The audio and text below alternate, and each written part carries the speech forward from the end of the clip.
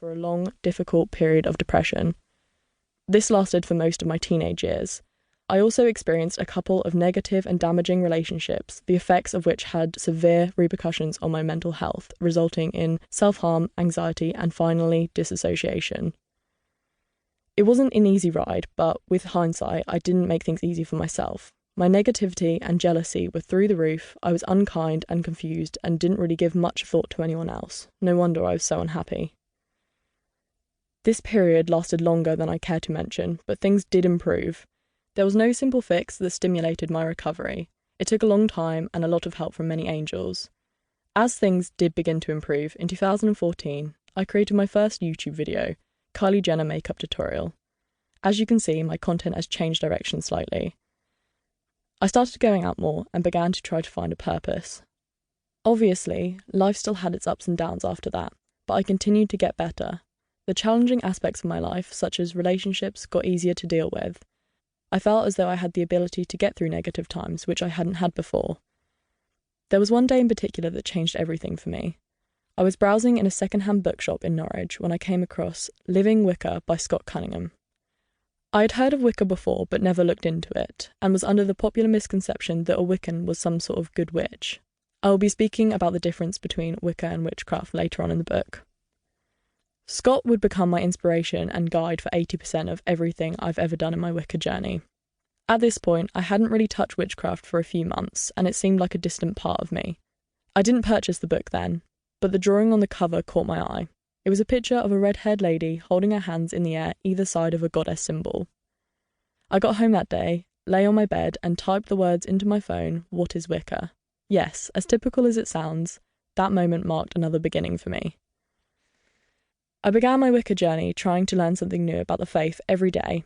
Nothing seemed to get in the way at this point. Wicca made me ask myself, what makes you happy? What makes you unhappy? It changed the way I saw everything.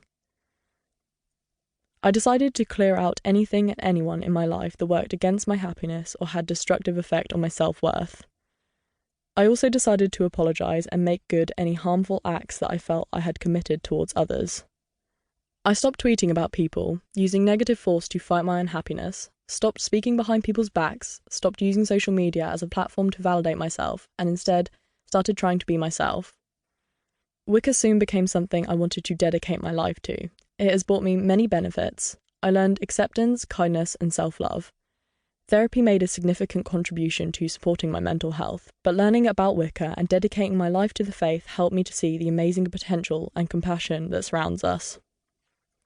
I started my journey as an eclectic, solitary Wiccan when I was 17, and I honestly feel that from that day everything improved. My friendships, my relationships, my morals, my creativity, and my mental health.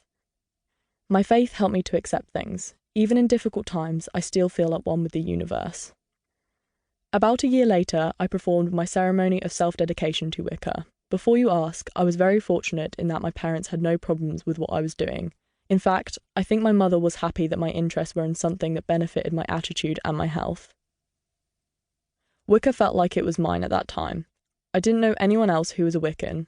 I kept it all to myself for a long while. It felt so personal, and I think that this allowed me to develop a strong bond with the faith. My YouTube channel was slowly flourishing, with the number of my followers beginning to rise, and one day I decided to mention in a video that I practiced something called Wicca. The response that I got was overwhelming. Literally thousands of people asking me to talk about the faith online and to help educate them and learn alongside them. I'm in my first Enchanted Endeavours episode, a series on my channel which is still running 2 years later. The first episode was about crystals, and a whole new part of my journey began.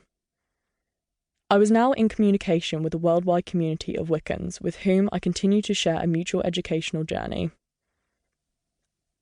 I have had so many fascinating conversations about Wicca because of this, including with one particular practitioner who has over 30 years' experience and has helped me open my eyes to new elements and not just stick with one path.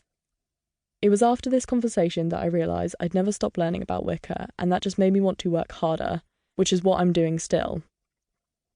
I think that one of the most important things I ever did in Wicca was make mistakes. Mistakes help you grow, far more than your successes do.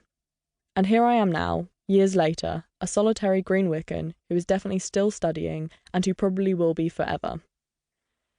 through my teaching and learning about Wicca on YouTube and in everyday life. To keep listening to this audiobook, I've left you a link in the description so you can do it at no cost thanks to Audible's 30-day free trial.